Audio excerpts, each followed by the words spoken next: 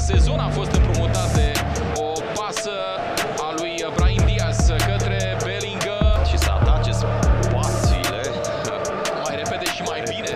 Da, pentru Bellingham, pasă excelentă, Bellingham, Mbappé,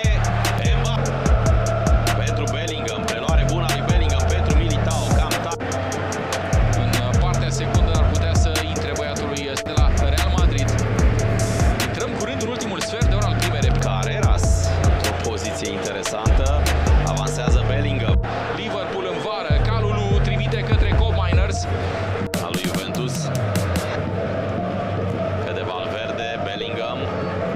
Lui Igor Tudor, Loi Kelly, în opinia mea, fiind unul Spre Yıldız, presat, nu reușește să reziste. Bellingham aleargă foarte mult pentru a se face vizibil, excelentă preluarea engleză.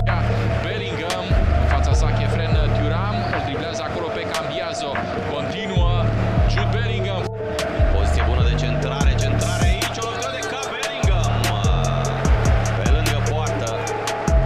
Început pentru Chelsea, repriza a doua, are 5-1 cu Unchi, ocazia lui Vlahovic și preluare Bellingham. pași uriași când avansează Arda Güler, o pasă pentru Kylian Mbappé, aflat în duel cu Kefren Thuram. Bellingham, ce fentă, încă una, Jude Bellingham pe jos. Openda e rezervă, la fel ca și Jonathan David. Mingea este respinsă de Bellingham de la Real Madrid. Aici o trecere a lui Bellingham. nivelul fotbalului brazilian.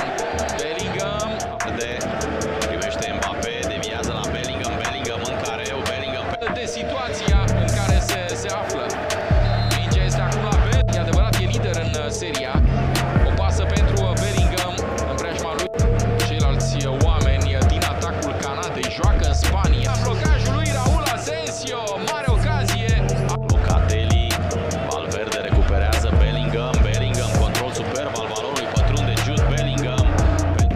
Trece Jonathan David, spectaculos, avansează canadianul. Intervenție. Da, greu. Dacă nici Asensio cade și Asensio, Tchouaméni va trebui să joace fundaș central. Ce vor reuși să găsească pe bancă cei doi antrenori, Vinicius, șutul lui